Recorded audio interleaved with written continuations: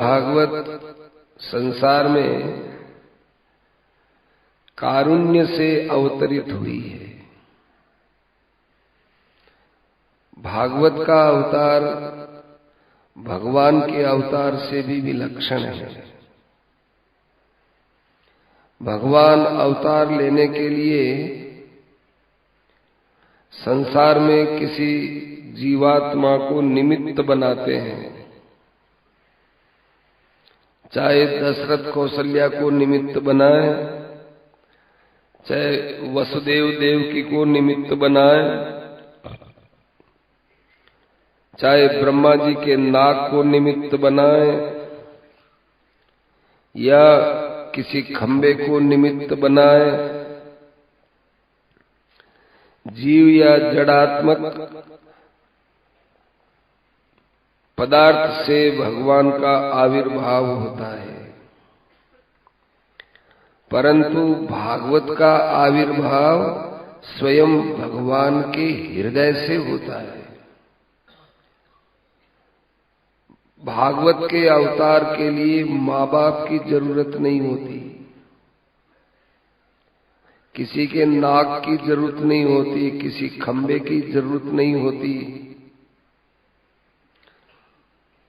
किसी विश्रवा की जरूरत नहीं होती, किसी की जरूरत नहीं होती। भगवान के हृदय का संकल्प है, वो भगवान में से प्रकट होता है। इसलिए अवतार की दृष्टि से देखा जाए तो भगवान के अवतार से भी भागवत का अवतार दिव्य माना गया है। और भगवान ने भी भागवत को करुणा से प्रकट किया है। करुणा हुई, करुणा में कोई कारण नहीं देखा जाता, कृपा में कारण नहीं देखा जाता। फिर उन्होंने ब्रह्मा को करुणा से दिया। ब्रह्मा जी ने करुणा से जिज्ञासा करने पर नारद जी को भागवत दिया। नारद जी ने करुणा पूर्वक व्यास जी को दिया। आने वाले युग को देखकर व्यास जी जब बहुत करुणित हो गए कि जीवों की क्या दशा होगी, उस समय करुणित नारद जी ने कारुणिक व्यास जी को भागवत सुनाई और व्यास जी ने इसी भागवत को करुणित होकर बड़े दिव्यांतःकरण श्री सुखदेव जी महाराज के हृदय में स्थापित किया। और सुखदेव जी महाराज ने बड़ी करुणा के साथ परीक्षित के बहाने से ये भागवत पूर्ण रूप से अभिव्यक्त की और उसी करुणा का एक अंश लेकर सूत जी ने नैमिषारण्य में इस भागवत को जन जन के मन मन में स्थापित किया। तो भागवत के साथ एक करुणा का संबंध चला आ रहा है। अभी आपने मंगलाचरण में सुना ना, संसारिणाम करुण या आहे। तो एकदम ये भाव हुआ कि भागवत में करुणा ही करुणा है। भागवत की उपलब्धि कर्म फल से नहीं होती है।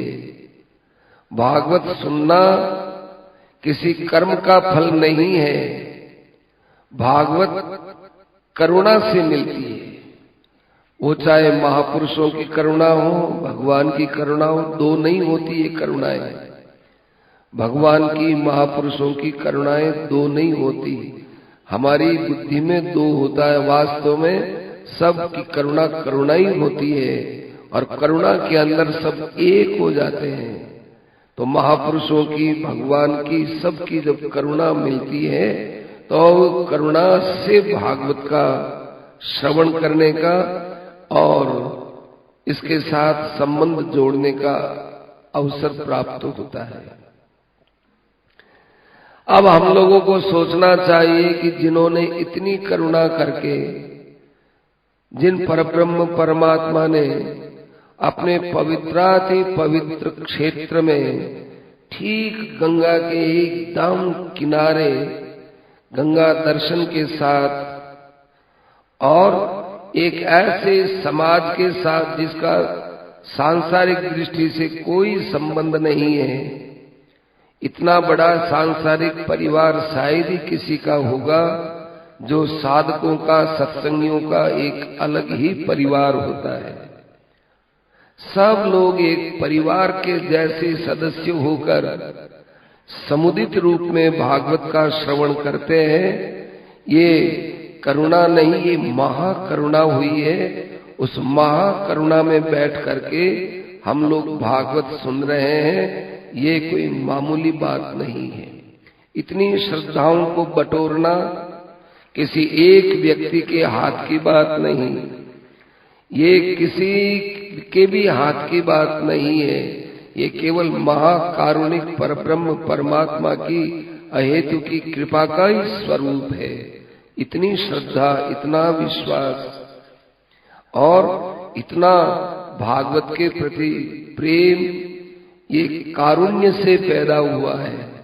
उस कारुणिक परब्रह्म परमात्मा को बड़ी श्रद्धा से प्रणाम करते हुए यही आकांक्षा करते हैं कि हे प्रभु, जैसे आपने हमारे बिना किसी उपाय के, बिना किसी क्रिया के, बिना किसी सत्कर्म के केवल दया करके यहाँ बैठा दिया है, इसी प्रकार से आप हमको कृपा करके अपने चरणों में सदा के लिए निवास दीजिए।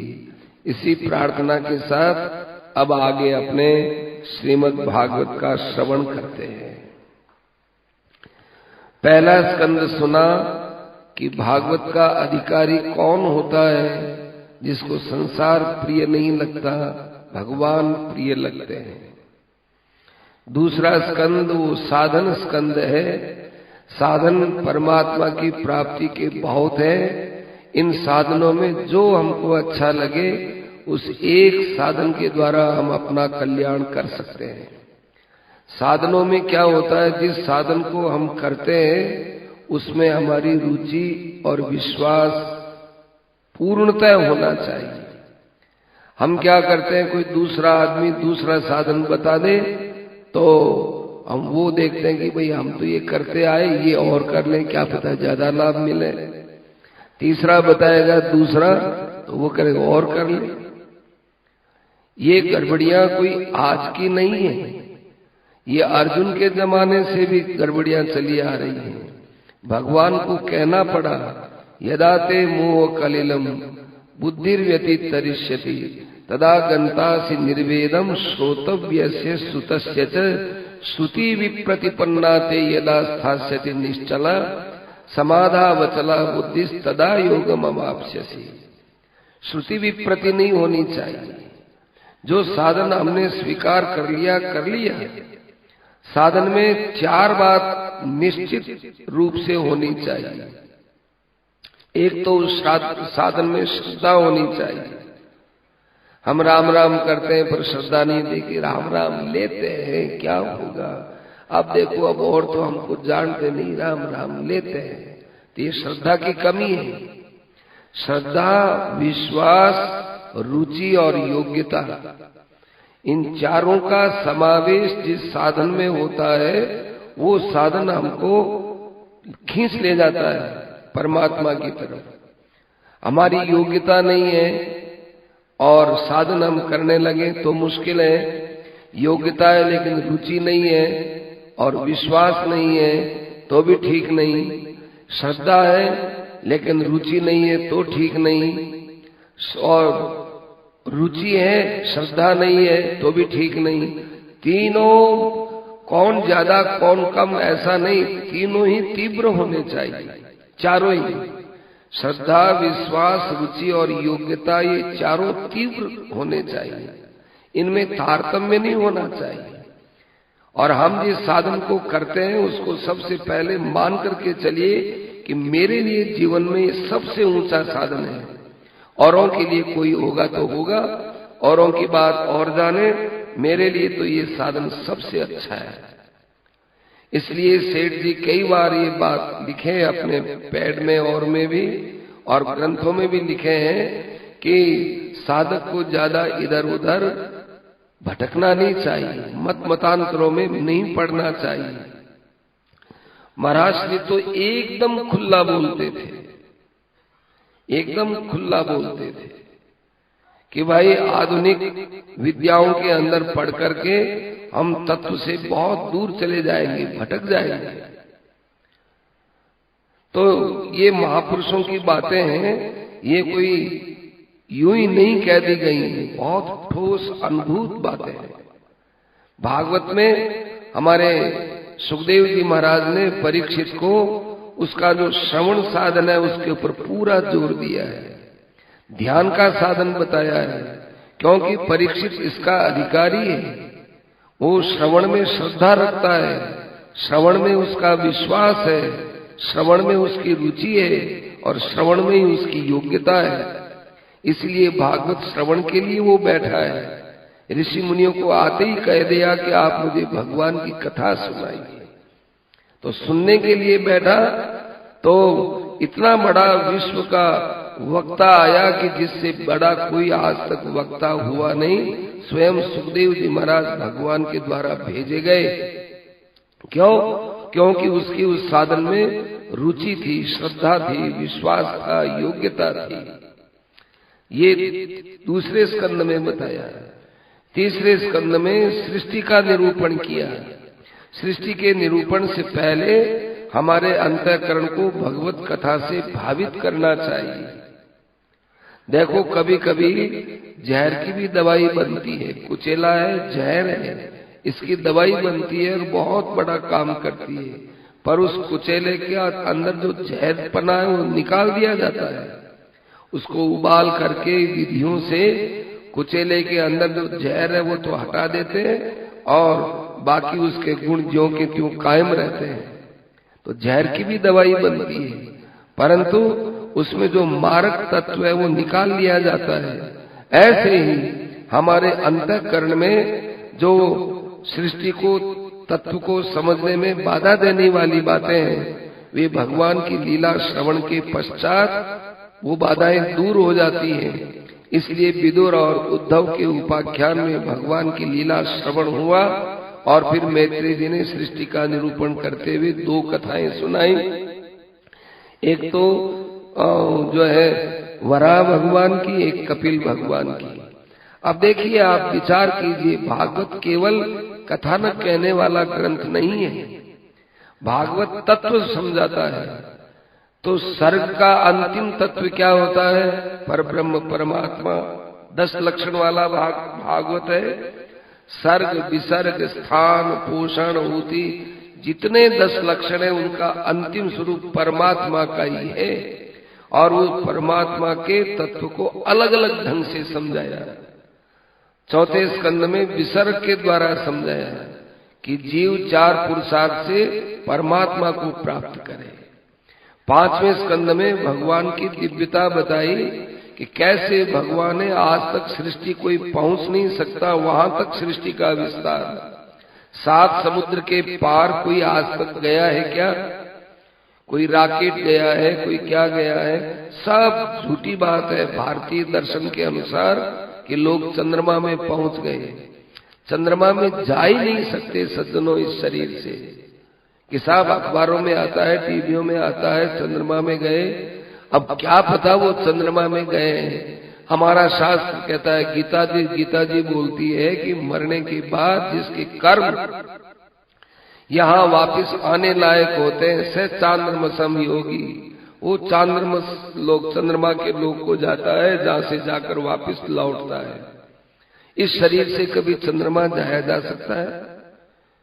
केवल जलमय है वो, वहां कैसे सांस लिया जा सकता? जा ही नहीं सकता। पहली बात तो ये शरीर इन ग्रहों के लायक है ही नहीं। थोड़ा सा प्रयास हमारे जटायु संपाति ने सूर्य लोक में जाने का किया, वो बीच में जल बुन करके गिर गए। तो भाई ये भारतीय वैज्ञानिकों की दृष्टि से देखना चाहिए वहां यंत्र का विज्ञान नहीं चलता है। 7 समुद्र पार पृथ्वी है और इसका अभी तक ज्ञान नहीं है। कहते सब कहने सुनने की बातें हैं। जब हमारे रॉकेट्स नहीं जा सकते, जब हमारे और ग्रह उपग्रह 7 समुद्र को पार नहीं जा सकते, तो आपके ये ऋषि मुनियों की बुद्धि वहां कैसे चली गई? तो इसका उत्तर ये है कि हमारे शरीर में कई चीजें ऐसी हैं जो है लेकिन दिखती नहीं है, लेकिन दिखती नहीं है। जैसे आजकल खून का टेस्ट करते हैं डॉक्टर लोग, कोई बुखार आ गया, कोर हो गया, खून टेस्ट करो, तो खून को टेस्ट करते हैं तो वो अपने यंत्रों के द्वारा टेस्ट करके निर्णय करते हैं कि भाई इसमें ये बीमारी है, इसमें, तो वो बहुत सूक्ष्म कीटाणु होते हैं। ऐसे ही ये पृथ्वी, ये लोग, ये जो हमको पृथ्वी दिखती है, ये 2 प्रकार की है, एक स्थूल है, एक सूक्ष्म है। उस सूक्ष्म को जानने के लिए हमारे पास वो सूक्ष्म विद्या चाहिए। सूर्य संयमात भुवन कोशक ज्ञानम, सूर्य के साथ में हमारी योग विद्या से संपर्क हो जाए तो भुवन कोशक ज्ञानम, पूरे भुवन का, भुवन कोश का ज्ञान हो जाता है। सूर्य संयमात, सूर्य में संयमन कर ले तो ऐसे एक क्षुत पिपासा निवृत्ति। चंद्रमा आदि ग्रहों पर यदि हम मानसिक संबंध करते हैं तो क्षुत पिपासा निवृत्ति, भूख प्यास की निवृत्ति हो जाती है। तो ये कोई यंत्रों के द्वारा जानने की बात नहीं है। तो 2 प्रकार की पृथ्वी है, एक स्थूल पृथ्वी है, एक सूक्ष्म पृथ्वी है, और स्थूल पृथ्वी का भी ज्ञान नहीं है। आजकल जो भारतवर्ष है वो सिमट गया। भागवत के अनुसार भारतवर्ष, ये अभी जो भूमंडल दिखता है, इससे भी बड़ा है, क्योंकि वहां लिखा है कि भारतवर्ष के अलावा जितने वर्ष हैं वे सब पृथ्वी के स्वर्ग हैं। और वहां स्त्रियां एक गर्भ धारण करती हैं तो त्रेता युग में जितना समय लगता है उतने बरस तक उस गर्भ को धारण करती हैं। या 9 महीना 10 महीना, इससे ज्यादा धारण नहीं कर सकती। तो वह कहता है ये भारतवर्ष का क्षेत्र है।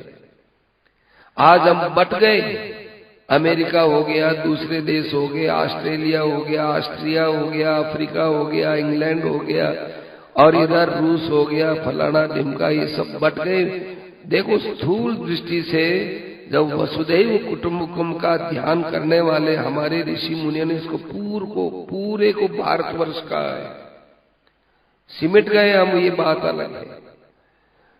तो इस दृष्टि से ये इतना बड़ा भूमंडल जिसका ज्ञान हर किसी को हो नहीं सकता है, वो भगवान ने बनाया है, और वहां भगवान की उपासनाएं होती हैं। और कैसे बनाया है कि प्रतिक्षण सृष्टि नाश की तरफ जा रही है, लेकिन सब लोग जी रहे हैं। स्थितिर वैकुंठ विजय, यही भगवान का पराक्रम है कि काल के द्वारा सब में संचालन हो रहा है, परंतु फिर भी ये स्थिर है। जरा सा भूकंप आता है, कितने मकान गिर जाते हैं। 1 सेकंड, 2 सेकंड, 10 सेकंड के लिए आता है तो बस कितने लोग मर जाते हैं, कितना ही विप्लव हो जाता है। यहाँ प्रतिक्षण भूकंप आ रहा है, प्रतिक्षण काल कंपित होता है, फिर भी ज्यों का त्यों संसार किसी के द्वारा धारण किया गया है ना। गीता में तो भगवान ने साफ कह दिया, गाम आविश्य च भूतानी धार्याम्य मोजसा। तो इस पृथ्वी को देख करके भगवान की धारणा शक्ति तक हमारा विचार जाना चाहिए। कटोरी में एक पानी ले लो और उसमें कंकर डालो, कंकर को तिरा सकते हैं क्या? छोटे से कंकर को नहीं तिरा सकते। और आपको आश्चर्य होगा कि पृथ्वी की सतह से पानी की सतह यूं गोलाई में है, ऊंची यूं कड़ा की तरह। कड़ा में जो पैंदा होता है वहां तो है पृथ्वी, और कड़ा के चारों तरफ होता है वो गोलाकार, वैसे है ये पानी, फिर भी पृथ्वी डूबा नहीं और पानी पृथ्वी पर यूं आई नहीं। क्यों? गाम आविश्य स भूतानी धारयामी अहम ओजसा। अर्जुन, मैं अपने पराक्रम से इस पृथ्वी को, पानी के अंदर भी अपने पराक्रम से इसको धारण करता हूं। तो ये भगवान का वैशिष्ट्य है, ये विजय है। इसकी कथा, भगवान की कथा ये 5वें स्कंद में कही, और उस 5वें स्कंद में आदि से अंत तक केवल सत्संग की महिमा है। चाहे अन्वय बुद्धि से बताए, चाहे व्यतिरेक बुद्धि से बताए, वहां सत्संग की महिमा है।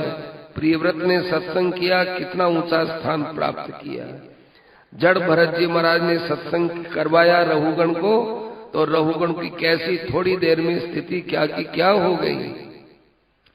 और फिर छठा स्कंद है, ये पोषण स्कंद है, जीव का पोषण होता है। देखो, कोई बच्चा कितनी गलती कर ले, लेकिन माँ के गोद में आता है तो माँ उसको किसी के द्वारा बच्चे को दंड नहीं दिलवा सकती कि नहीं भाई हो गया तो हो गया, बच्चा है, टाबर है, गलती हो गई, छोड़ो भाई हो गया। कहीं माफी मांग लेगी, कहीं लड़ लेगी, झगड़ लेगी, पर बच्चे को कोई कष्ट नहीं आने देगी। कैसा दुष्ट अजामिल पापी सती साध्वी अपनी भार्या को छोड़कर कैसा उसका चरित्र भ्रष्ट हो गया, लेकिन पुत्र के बहाने से लिया हुआ नारायण नाम उसको कहां का कहां पहुंचा दिया। सोने का विमान उसके लिए आया मरते समय में, और वो उसमें बैठ करके गया, और भगवान ने ये आदेश दिया कि अजामिल जो भी मरते मरते हमारा नाम लेता है तुम उसके पास जाया करो और उसको मेरे पास ले आया करो। उस व्यक्ति को तुम ये कहो कि देखो मैं भी तुम्हारे ही समान था, लेकिन नारायण नाम के उच्चारण से मेरा उद्धार हो गया, चलो मेरे साथ, मैं तुमको दिव्य लोक में ले चलता हूँ। ये भगवान का अनुग्रह है, अनुग्रह कृपा है। वृत्रासुर कैसा था? उससे पहले चित्रकेतु ने भगवती का अपराध किया, भगवती का अपराध किया, लेकिन अगले जन्म में असुर बनने के बाद भी उसको दधीचि ऋषि के अस्त्रों से मरने पर उसको सदगति प्राप्त हुई। भगवान ऐसे बचाते हैं, सत्संग प्रदान किए, चाहे चित्रकेतु हो और चाहे वृत्रासुर हो, सबको सत्संग के द्वारा भगवान अपने गोद में रखकर बच्चे को जैसे माँ बचाती है दुखों से कष्टों से, ऐसे भगवान बचाते हैं। ये अनुग्रह स्कंद है। और 7वां स्कंद है ये ऊती स्कंद, वासनाओं का स्कंद है। इसमें देखो 3 वासनाओं का रूप। इसमें पहले है भक्त वासना और राक्षस वासना। भक्त होता है वो भगवान की तरफ खींचता है, चाहे उसको कितना ही भय दो, कितना ही प्रलोभन दो, भक्त भय और प्रलोभन में नहीं आता है। संत महापुरुष है ये निर्भय होकर के बोलते थे। महाराज जी को कहा कि महाराज जी आप परिवार नियोजन पर ऐसा खुला बोलते हैं, कहीं आपको कोई गिरफ्तार नहीं कर ले। महाराज जी ने करे तो कर लो, बात तो बात ही है, कर लो गिरफ्तार। इतनी निर्भयता क्यों आती है कि जिनके हृदय में भगवान का निवास होता है उनके हृदय में भय का निवास रह ही नहीं सकता है, सर्वथा निर्भय हो जाते हैं, निर्भयता रहती है, साफ बोलते हैं, साधु सोई जानिए चोड़े कहे बजाय। तो ये निर्भयता आती है। तो प्रहलाद ने निर्भयता से कहा कि देखिए परब्रह्म परमात्मा का आश्रय लेना यही सब शास्त्रों का सार है, यही मैंने पढ़ा है। उसको मालूम है कि मेरे पिता नाराज होंगे, हुए तो हो, मारने के लिए प्रयास किया तो मारो तो मारो। छोटा बच्चा मृत्यु से डरा नहीं, क्योंकि भगवान पर विश्वास है। भगवान का विश्वास कहाँ काम आता है सज्जनों? यही निर्भयता लाने में ही तो काम आता है। कहता है हमारा भगवान पर बड़ा विश्वास है, और फिर कोई आफत आए तो उन भगवान को छोड़ करके हम और कुछ करने लग जाते हैं। विश्वास कहाँ रहा? कहाँ विश्वास रहा? इधर उधर दिख गया ना। प्रहलाद जी का विश्वास पूर्ण विश्वास रहा। इधर असुर वासना होती है वो बोलने की और होती है, करने की और होती है। असुर वासना में उसने आत्मा की नित्यता का उपदेश दिया है हिरण्यकश्यप ने अपने परिवार वालों को, और करता क्या है, ब्रह्मा जी की उपासना करके और मरना नहीं चाहता, अमर रहना चाहता हूँ। अरे अमर तो तू है, उस अमर तत्व को पहचान भाई। क्या नहीं, तुम्हारी सृष्टि में जो हुआ उसमें मैं मरूं नहीं। लौकिक वासनाएं अंदर भरी पड़ी हैं, वाणी पर उसके आत्मा और अनात्मा, इसका भी इतना सुंदर विवेचन किया है हिरण्यकश्यप ने, क्या बताया। तो ये आसुरी वासनाएं होती हैं। और भगवत वासना कैसी होती है, तो वो 5 अध्यायों में बताया। भगवान की वासना और भक्त की वासना दोनों की एक होती है। प्रहलाद जी की स्तुति पूरे भागवत में सबसे बड़ी है, सबसे बड़ी, जिसमें 43 श्लोक आते हैं। और उसके बाद ब्रह्मा की स्तुति आती है, जो 10वें स्कंद के 14वें अध्याय में है। और यहाँ 7वें स्कंद में प्रहलाद जी की स्तुति सबसे बड़ी है। बड़ी विचित्र बात है।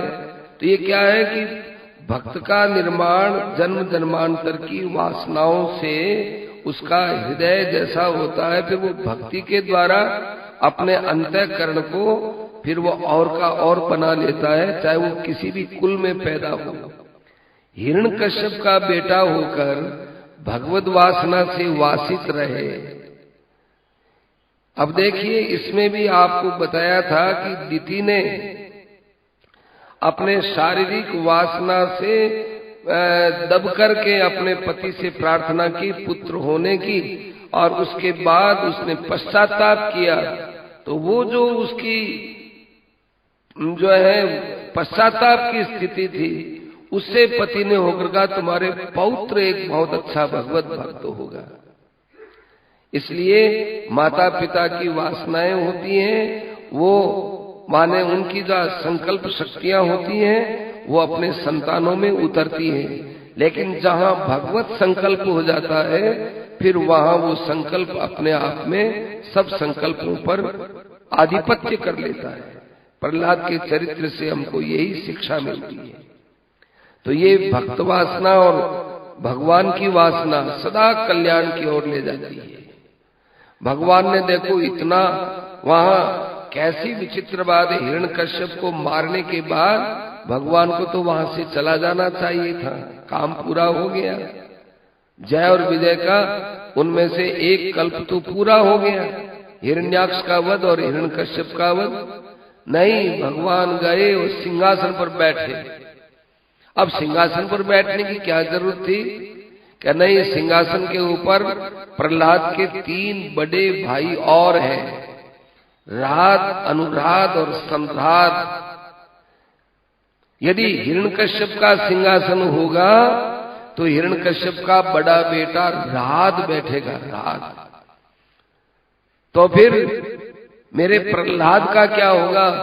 इस सृष्टि में तो प्रहलाद चाहिए।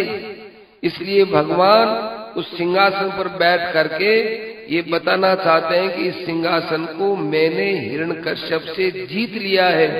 अब ये सिंहासन हिरण्यकश्यप का नहीं रहा है, ये सिंहासन अब मेरा हो गया है, और मेरे सिंहासन पर मेरा भक्त ही बैठ सकता है, दूसरों को बैठने का अधिकार नहीं है। इसलिए सबसे छोटा बेटा होते हुए भी वो सिंहासन के अधिकारी हो गया प्रहलाद, क्योंकि वो अपने बाप के सिंहासन पर नहीं बैठा, वो भगवान के सिंहासन पर बैठा है।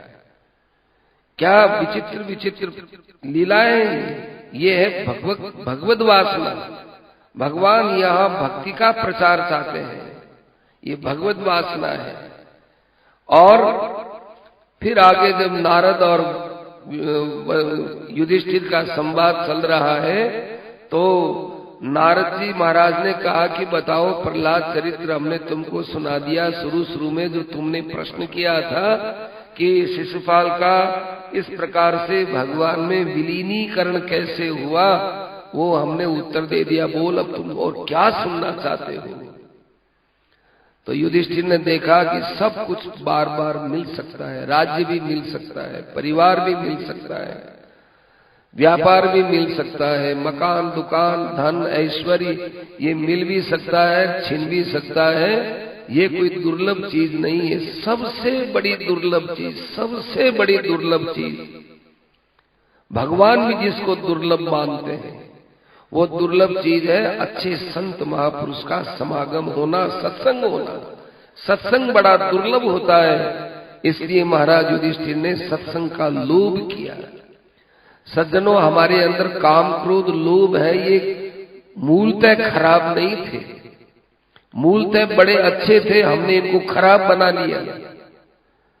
कामना भगवान की होनी चाहिए, संसार की कर ली तो अब ये काम सदा गाली खाता रहता है। क्रोध सदा अपने दुर्गुणों पर करना चाहिए, वो हम दूसरों पर करने लग गए तो ये क्रोध प्रतिबंधक हो गया, बंधनकारी हो गया। लोभ सदा भगवान के नाम का, सत्संग का, इसका होना चाहिए। हमने संसार के पदार्थों में लोभ लगा दिया तो ये नरक का दरवाजा हो गया।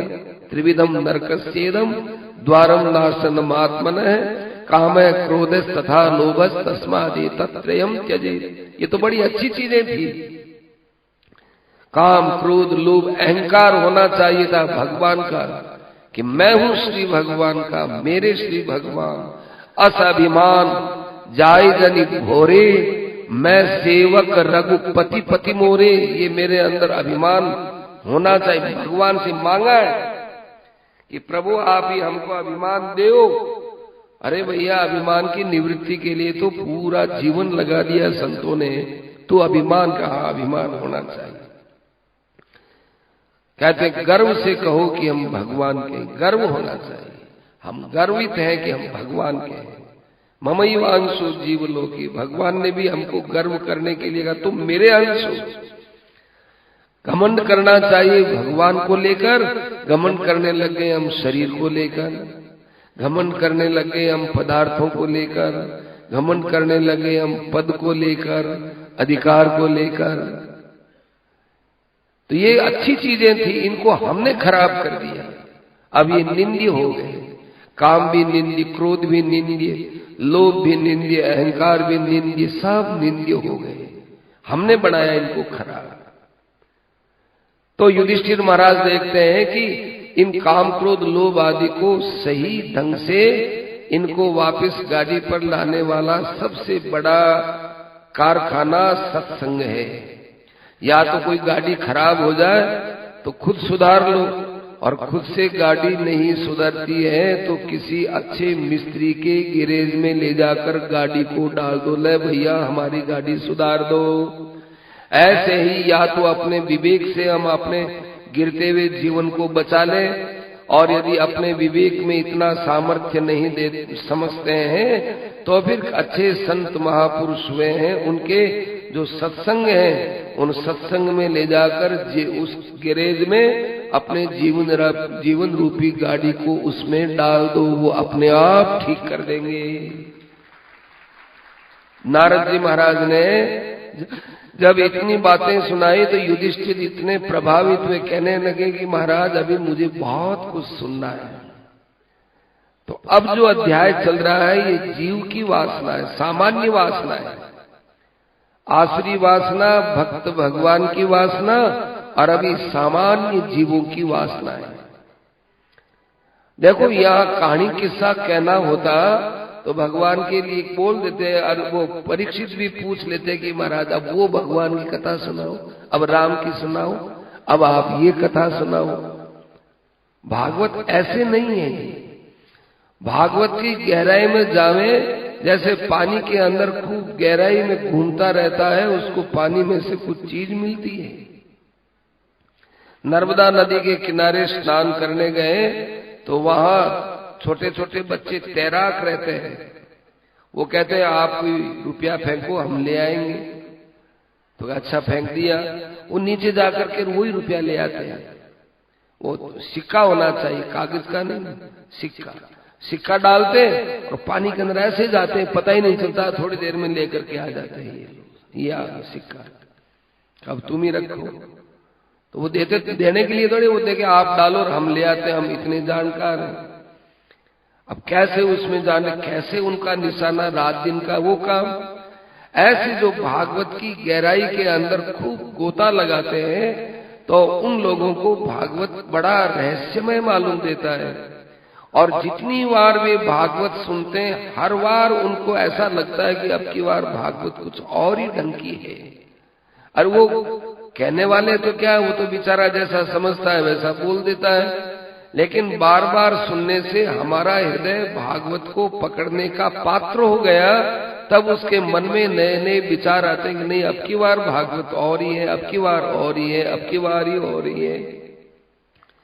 क्योंकि अपने हृदय की वृत्तियां बदलती हैं और बदली हुई शुद्ध की हुई वृत्तियों से जब हम भागवत को पकड़ते हैं तो वो अपने को नया भाव लगता है। इसमें किसी का वैशिष्ट्य नहीं है, किसी का यहाँ किसी का बुद्धि कौशल चल ही नहीं सकता है, यहाँ किसी की योग्यता चलती नहीं है। 1000 पावर का जहां लट्टू है उसके सामने 0 पावर के लट्टू का प्रकाश कोई काम नहीं कर सकता।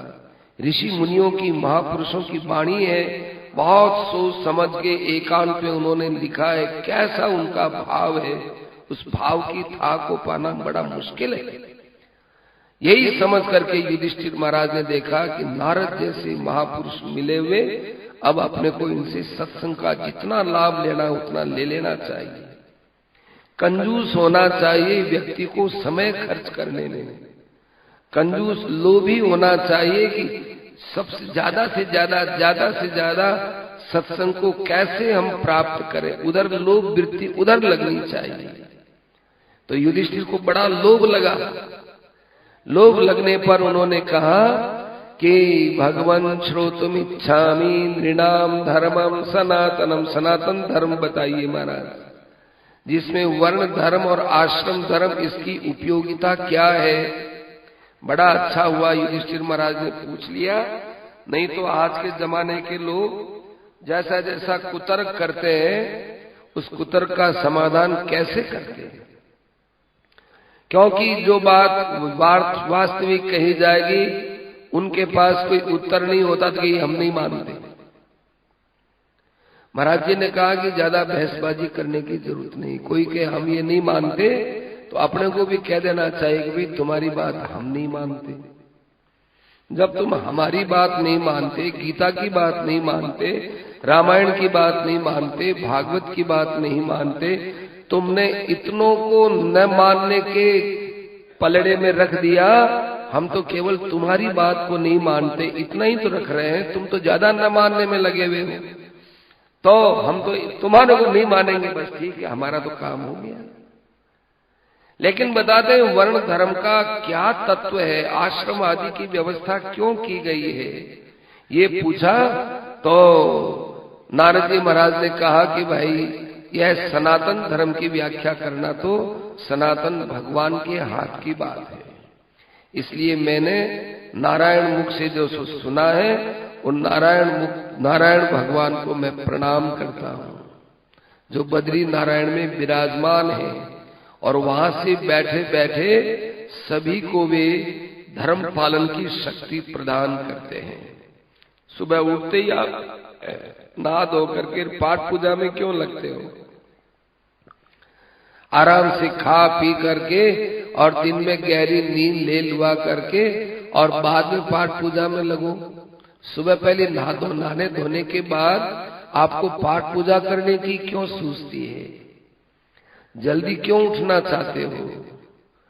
जल्दी उठ करके सबसे पहले नहाए धोए, गंगा जी का दर्शन किया, गंगा जी में स्नान किया। लोगों को गंगा जी में स्नान करना नहीं आता है, बाथरूम वगैरह जा जू करके अब चलो भाई गंगा जी चलते हैं, ऐसे गंगा जी नहीं नहाई जाती।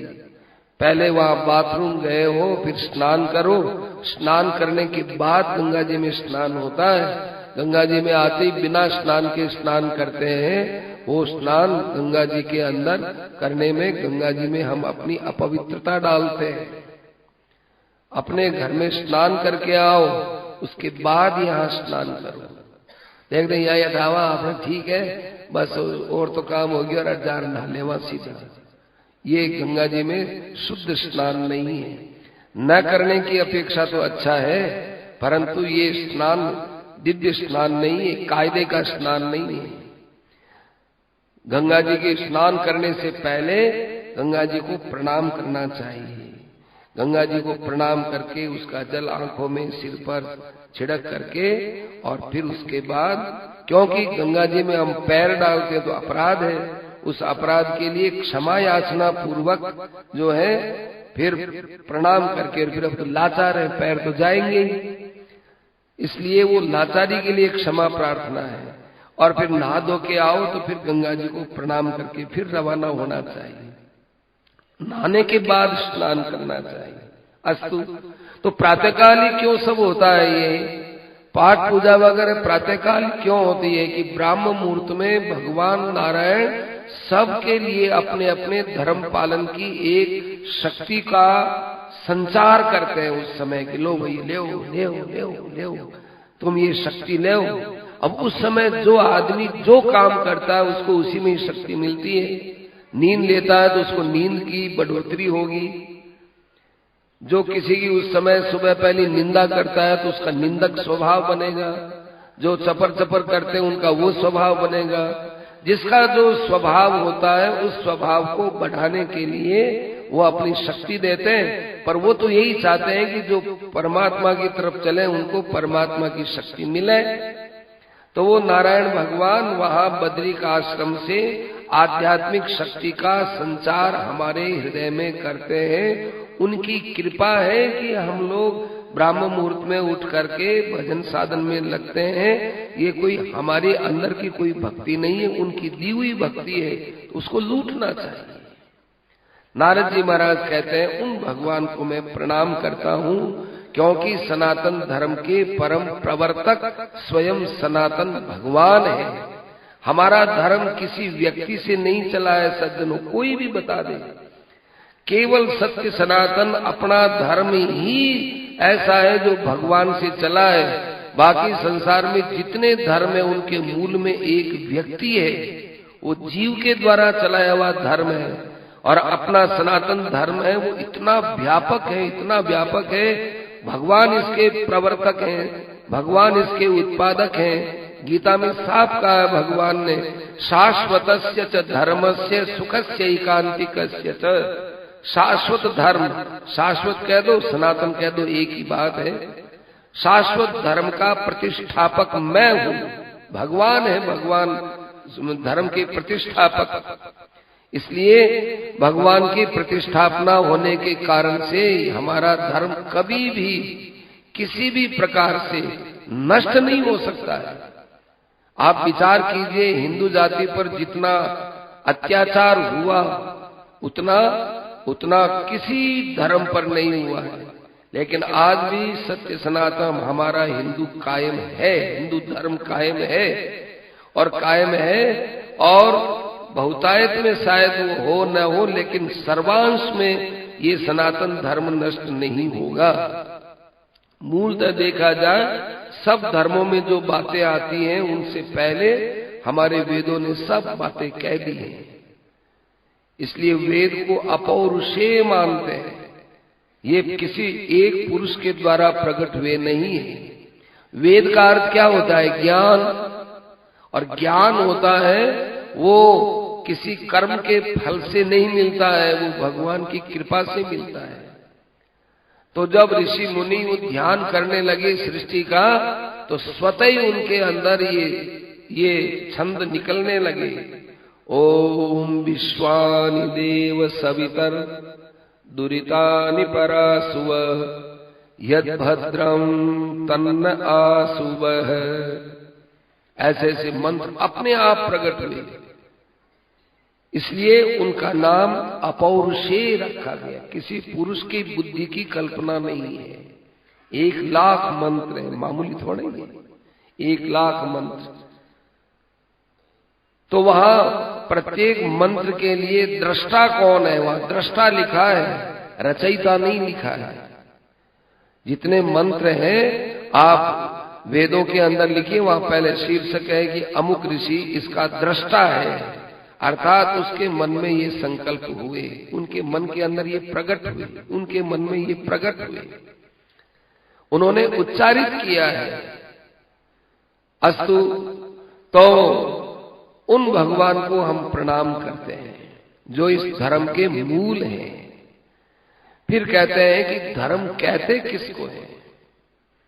यूं तो बाद में कई व्याख्याएं हुई हैं, लेकिन हमारे भागवत में कहा है कि जिसका वर्णन वेदों में और स्मृति में आता है और जिसका संपादन करने पर अपूर्व शांति मिलती है, उसका नाम धर्म है। ये निचात्मा प्रसीदति, प्रसन्न होना माने शांति पूर्वक प्रसन्न होना। चोर चोरी करता है, चोरी में सफल होता है, उसको थोड़ी देर के लिए खुशी होती है, पर अंदर में शांति नहीं होती। वो शांति मिलना है, ये प्रसन्न होना है। खुशी का नाम नहीं ऊपर ऊपर से राजा हमने चोरी कर ली, इतना धन मिल गया, किसी को पता ही नहीं चला रहा हूं। ये थोड़ी देर की एक हलचल है। ये हलचलात्मक जो सुख होता है वो सुख है ही नहीं, उसको हमने सुख मान लिया, हलचल हो गई सुख मान लिया। जहाँ कोई हलचल नहीं होती है, स्वाभाविकता रहती है। जैसे अभी हम आप बैठे भागवत सुनते हैं, ये बिना हलचल का आनंद है, बिना हलचल का आनंद है। पाठ पूजा आप करते हैं, उस समय आपको आनंद मिलता है, वो बिना हलचल का आनंद है, वो परमात्मा का रूप है। तो जिससे बिना हलचल के हृदय में प्रसन्नता हो, एकदम प्रसन्नता, वो धर्म होता है। अब कहते हैं कि उसके दो विभाग हैं। एक विभाग तो यह है कि सारे मनुष्यों को उसका पालन करना चाहिए। देखो कितना व्यवहार के अंदर परमार्थ की बात भागवत सुनाता है। ये विषय ऐसा है, इसको प्राय हम लोग यूं ही ऊपर से लांग लेते हैं। क्या भाई नारद जी ने बताया, धर्म की बात सुनाई, चलो आगे की कथा सुनाते हैं। यहां टिकना चाहिए ज्यादा। भागवत के अंदर तत्व क्या है? सत्यम कहते हैं, एक तो अपने अंदर सत्यता आनी चाहिए, सत्यता आनी चाहिए। आजकल लोग कहते हैं भाई देखो हम तो सत्य बात बोलते हैं, आपकी बड़ी भारी गलती है इसमें, हम तो सत्य बात बोलते हैं, हम तो मुंह पर बात बोलते हैं। दूसरे के अवगुण को बताने में अपनी सत्य निष्ठा बताना ये मूर्खता है, बढ़िया नहीं है। बढ़िया क्या है? अपनी बात माना मेरी गलती है, मैं सत्य कहता हूं कि इसमें मेरी गलती है। अपनी गलती को जो साफ साफ कहे वो सत्य जो होता है वो सत्य होता है। दूसरे के विषय में कहते हैं, हम साफ कहते हैं आपकी गलती है, आपकी गलती है, आपकी गलती, हम तो साफ कहते हैं। अब कहो भले वो सत्यता नहीं है। अपनी गलती बोलते हैं क्या? अपनी गलती छिपाते हैं। तो सत्य के लिए कहा कि वाणी से भी सत्यता हो, आचरण में भी सत्यता हो, व्यवहार में भी सत्यता हो। सत्य का पूरा सबसे पहले सत्य का है सत्यम। जैसा देखा, जैसा सुना, जैसा समझा और जैसा जचा, उसको उचित होने पर प्रकट करो, उचित नहीं है तो प्रकट मत करो। सेठ जी ने अपने पेड़ में लिखा है,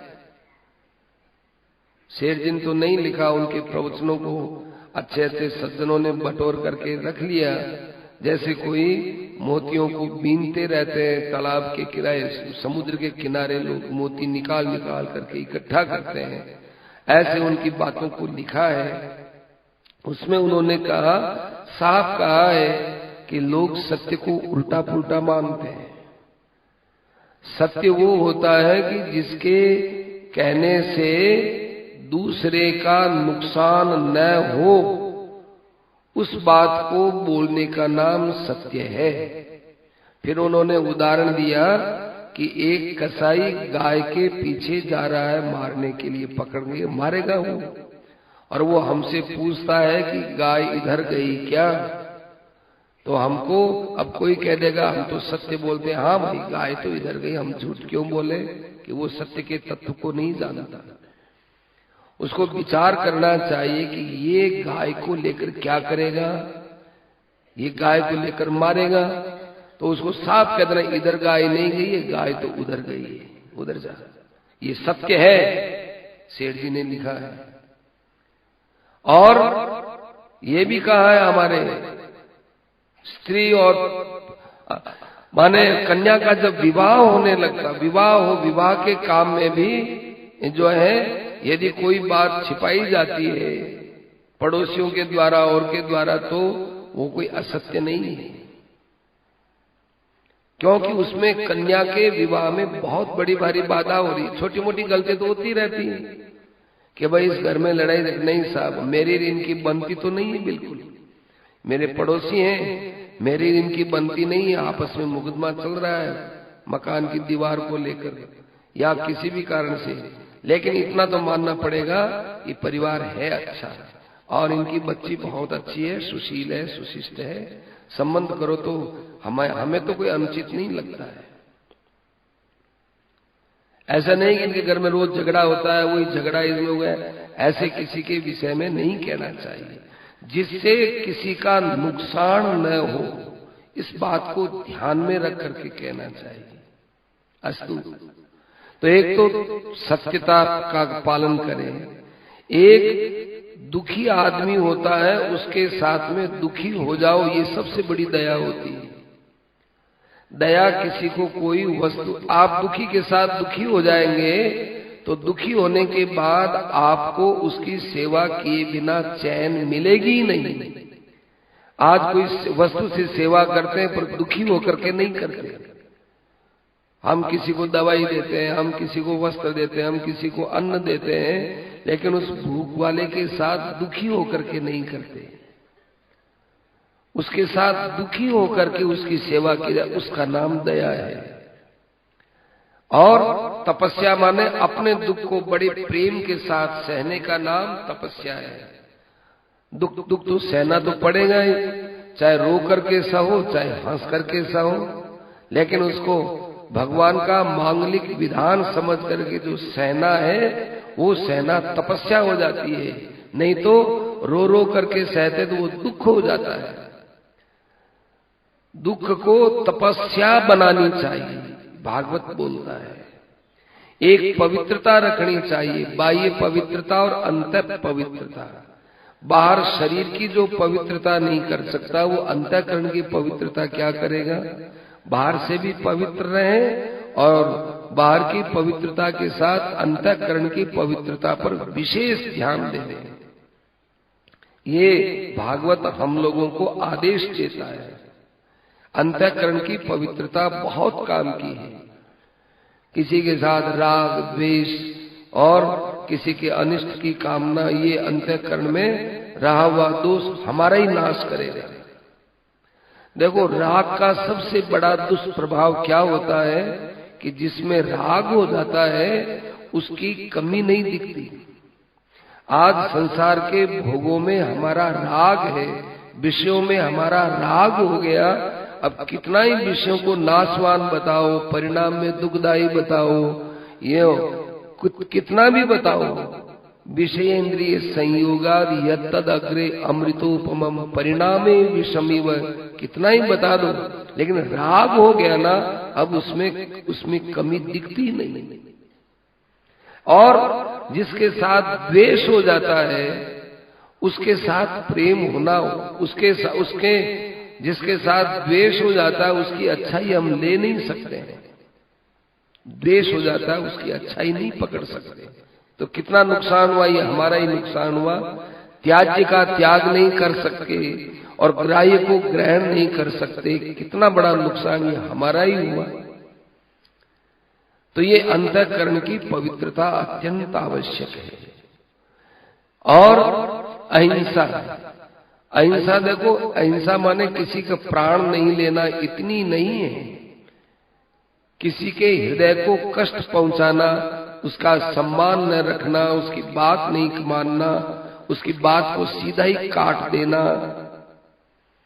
ये बड़ी भारी अहिंसा है। देखो, रामायण में 2 प्रसंग आता है। एक प्रसंग में लक्ष्मण जी और राम जी दोनों बातें कर रहे हैं। लक्ष्मण जी ने कहा इस भरत को मैं मारूंगा, ये है वो है, ये राजपद प्राप्त करके इतनी बड़ी सेना लेकर आपको मार करके 14 वर्ष क्या, वो तो सदा के लिए अखंड राजा होना चाहता है। और आज यदि शंकर भी इनकी सहायता करने आ जाए तो मैं भरत को तो मारूंगा, मैं किसी प्रकार से शंकर की शरण में चला जाए तो भी इसको छोड़ने वाला नहीं, ऐसा खूब बोले।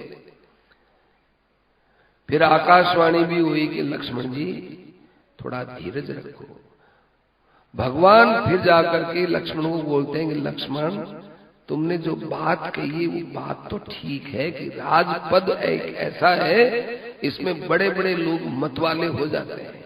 लक्ष्मण जी की सीधी बात नहीं काटी, नहीं तो कहते नहीं भरत ऐसा नहीं हो सकता, क्यों फालतू बकवास करता है।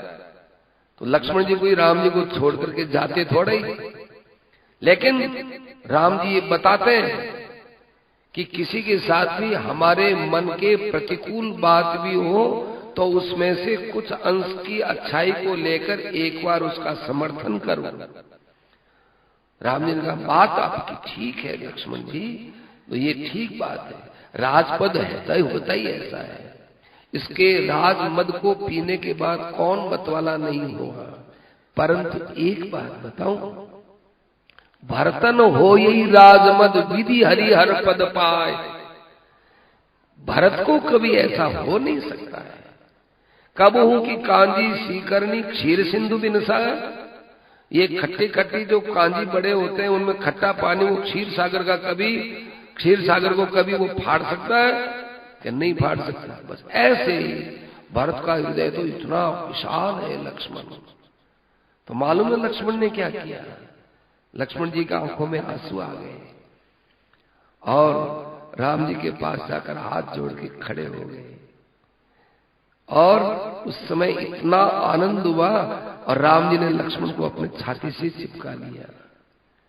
क्यों, उसकी बात को समर्थित करते हुए भगवान ने अपनी बात रख दी। सुग्रीव ने कहा कि काम रूप के कारण आया महाराज, जान न जाए निशाचर माया, ये शरण में विभीषण अब आया है क्या? हाँ अब आया है। तो महाराज ये तो बिल्कुल स्पष्ट बात है, आपकी सेना तो आ गई समुद्र के किनारे, शरण में आता तो पहले ही आ जाता, आज आया है। जिस दिन सीता का हरण हुआ और सीता को लेकर के रावण गया, उसी दिन यदि विभीषण रावण से नाराज होकर के आपको ढूंढता ढूंढता आपके पास आता तो मान लेते, आज क्यों आया? क्योंकि इसके गुप्तचरों से समाचार मिला है कि हमारी सेना यहाँ समुद्र के ऊपर आ चुकी है। अब इसको वो गुप्तचर भेज करके भेजा है, गुप्तचर बना करके, जान न जाए निशाचर माया, काम रूप के कारण आया, सब भेज ले जा करके देगा। अपने भाई को जिसको आप मारना चाहते हो, जिससे युद्ध करना है, उसका छोटा भाई आपकी शरण में आ रहा है। जरा राजनीति तो देखो, समझो आप महाराज, इसलिए इसको शरण में नहीं लेना चाहिए।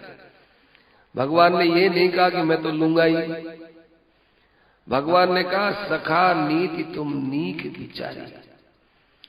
तुमने नीति की बात तो बहुत अच्छी कही है। कल या परसों के प्रवचन में आपने सुना ना, एक नीति होती है राजनीति, उसके ऊपर होती है धर्म नीति, और धर्म नीति के ऊपर होती है मोक्ष नीति, अध्यात्म नीति। तो तुम राजनीति की दृष्टि से तो बात बहुत ठीक बोलते हो, ऐसे विश्वास नहीं करना चाहिए। सखा नीति तुम नीक विचारी, पर ममपन शरणागत भयहारी। मुश्किल तो ये हो रही है, मेरा स्वभाव है कि मैं शरणागत को त्याग नहीं सकता हूं। शरणागत के भय को दूर करना ये मेरा स्वभाव है। अब क्या करूं? शरणागत कौजे तजई निज अनहित अनुमान, तेनर पावर पापमय तिनय विलोकति हानि। अब क्या बताऊं मैं? करोड़ ब्राह्मणों को मारने वाला भी मेरी शरण में आ जाए तो मैं उसका त्याग नहीं कर सकता। सारे संसार को भगवान ने आश्वासन दिया कि सन्मुख होई जीव मोई जब ही, सज्जनों, हम भगवान के पास निष्पाप होकर के जाने की शर्त भगवान रख देते और कहते कि तुम्हारे सब पाप तुम पहले खत्म करो, उसके बाद मेरे पास आओ, तो ये शर्त भगवान रखते तो अनुचित तो नहीं थी, पर ऐसी दयालुता तो कोई भी दिखा सकता है। लेकिन भगवान कैसे दयालु है, सन्मुख होई जीव मोई जब ही, और जन्म कोटि अघनाशई तब ही। यदि विभीषण को आज शरण में नहीं लेते तो दुनिया को भगवान पर शरणागति पर विश्वास कैसे होता कि आपने तो एक जो है सत्संग किया हुआ और जगत से लात खाया हुआ, आपके प्रति पूर्ण निष्ठा और प्रेम के साथ, और पूरी लंका को वो चिल्ला चिल्ला करके कह के आया है कि जिन चरण कमलों की पादुका को भरत आज तक पूजता रहा है, मैं उनकी शरण में जा रहा हूं, मैं उनकी शरण में जा रहा हूं। कोई छिपके शरण में थोड़ी आया है, लुका छिपी करके नहीं, वो पूरे लंका में घोषणा करके आया है। गुप्तचर ऐसे आते हैं क्या? यहां कोई गुप्तचर बैठा भी हो, अनुमान लगाओ, तो वो कहता है क्या कि मैं गुप्तचर हूं? वो हल्ला करता है क्या? उसने तो सारे लंका के अंदर हल्ला किया, भाई वगैरह को सबको बताया कि मैं अब उनके शरण में जा रहा हूं। और रावण ने तो आज्ञा दी है, जाओ उनके शरण में चला जाओ, जाओ उनको नीति बताओ। लोग कहते हैं ये तो घर का भेदी लंका ढाई, बेचारे विभीषण को कलंकित करते हैं। विभीषण को कलंकित नहीं करना चाहिए। विभीषण ने तो भगवान की शरणागति का महात्म्य गुण विभीषण ने प्रकट किया है। कितना विलक्षण विभीषण था। और लंका ढाए तो ढाए, जिस लंका में चोर बैठा हो, उचक्के बैठे हो, राक्षस बैठे हो, तो ढाए तो ढाए, ढा देना चाहिए। फिर ढाई हुई लंका में ही तो वो राजा बना। ऐसी लंका क्या काम की?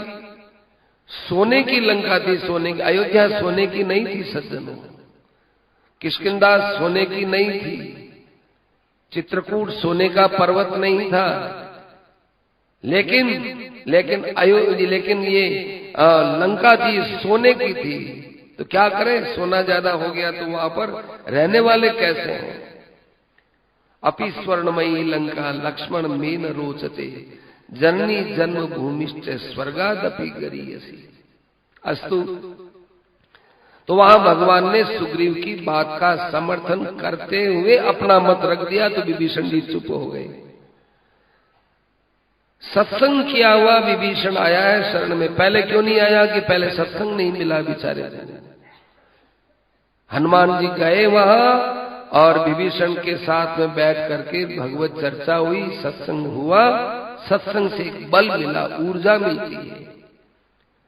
सांप और नेवला लड़ते हैं, उस समय सांप का जहर नेवले पर चढ़ता है, तो वो नेवला अपने बिल में रखी हुई एक बूटी है, उस बूटी को जोर से सूंघता है तो वो तो जहर खत्म हो जाता है, नया बल मिलता है और जाकर के फिर सांप से लड़ता है। 2-4 बार वो हार भी सकता है, लेकिन अंत में वो सांप को जीत लेता है। ऐसे ही संसार तो है जहरीला सांप, और अपने जीव हैं वो है नेवले के समान, और सत्संग है हमारी जड़ी बूटी। इस जड़ी बूटी को सूंघ सूंघ करके जगत रूपी विषधर से खूब बार बार लड़ेंगे, अंतिम विजय हमारी होगी। अहिंसा, तो भगवान किसी की बात नहीं काटते थे। अहिंसा प्राणी नहीं, मत होता है। किसी के मत को गीता ने अपना मत रखा है, लेकिन किसी के मत का खंडन नहीं किया है। बिना किसी मत का खंडन मंडन किए भगवान ने अपना मत इस ढंग से रखा कि आज तक किसी दार्शनिक की हिम्मत नहीं हुई गीता के सिद्धांतों को कमजोर बनाने की। ब्रह्मचर्य का अर्थ केवल स्त्री पुरुष अलग अलग रहे यही नहीं है। प्रत्येक इंद्रिय का ब्रह्मचर्य होता है। प्रत्येक इंद्रिय का। आंख से भी देखो तो संयमित भावना से देखो, कानों से भी सुनो तो संयमित होकर के सुनो, वाणी भी बोलो तो संयमित करके बोलो। ऐसी वाणी बोलिए मन का आपा खोए, औरन को शीतल करे आप ही शीतल हो। वाणी का संयम, कदमों का संयम, हाथ का संयम, मन का संयम, बुद्धि का संयम, प्रत्येक इंद्रियों का संयम है, उसका नाम ब्रह्मचर्य होता है। और घर गृहस्थ में संपत्तियों का विभाग होता है, उसका यथोचित विभाग करना चाहिए। भाई बंधुओं का विभाग हो तो वो कायदे का होना चाहिए। कायदा क्या कि किसी के मन में ये न आए कि मैं ज्यादा ले लूं, दूसरा चाहे कम हो। पिता की संपत्ति, दादा की संपत्ति, परिवार की संपत्ति बंटवारा होता है, कोई हर्जा नहीं, लेकिन इस भावना से नहीं कि मुझे ज्यादा मिले, मुझे ज्यादा मिले। साफ भागवत बोलता है। एक स्वाध्याय करना चाहिए। स्वाध्याय, स्वाध्याय माने अपना अध्ययन तो है ही, अच्छे अच्छे शास्त्रों को पढ़ना चाहिए नियमित रूप से। संतों की वाणी है। और एक आदमी ने कहा कि मैंने स्वामी जी महाराज को देखा नहीं, मिला किसी सत्संग के स्थल पर मिला कि स्वामी राम सुखदास जी महाराज के मैंने दर्शन नहीं किए, लेकिन साधक संजीवनी मैंने पढ़ी तो मेरा तो जीवन ही बदल गया, मेरे भाव बदल गए। मैंने मालूम किया कि स्वामी जी महाराज हैं क्या, कि महाराज जी तो नहीं है, ये मालूम किया। तो ऐसे अच्छे अच्छे संतों की पुस्तकें पढ़ने से, देखो पुराने शास्त्र तो हैं संस्कृत में लिखे हुए, और वे हैं हमारे मामूली व्यवहार से ऊपर की बात बताने वाले, लेकिन वर्तमान के व्यवहार को हम जो समझ नहीं पा रहे हैं, इसमें क्या हम गलत कर रहे हैं, कहाँ ठोकर खा रहे हैं, वहां वर्तमान में जो संत हुए हैं उनकी वाणी बहुत उपयोगी होती है। सेठ जी की पुस्तक है, महाराज जी की पुस्तक है, भाई जी की पुस्तक है, और वर्तमान के जो संत हुए जिन्होंने व्यावहारिक पहलुओं को खूब अच्छी तरह से छुआ है, उनकी पुस्तकें पढ़ने से बड़ा लाभ होता है। ऐसा महाराज जी स्वयं बोलते थे। अस्तु। और एक आत्मविमर्शनम, अपने आप को सदा विचार करना चाहिए, अपने आप पर मेरे में क्या क्या गलती है, अपनी गलतियों की तरफ विशेष ध्यान देना चाहिए। आज मुझसे क्या गलती हुई, आज मैं कहाँ गलती कर चुका।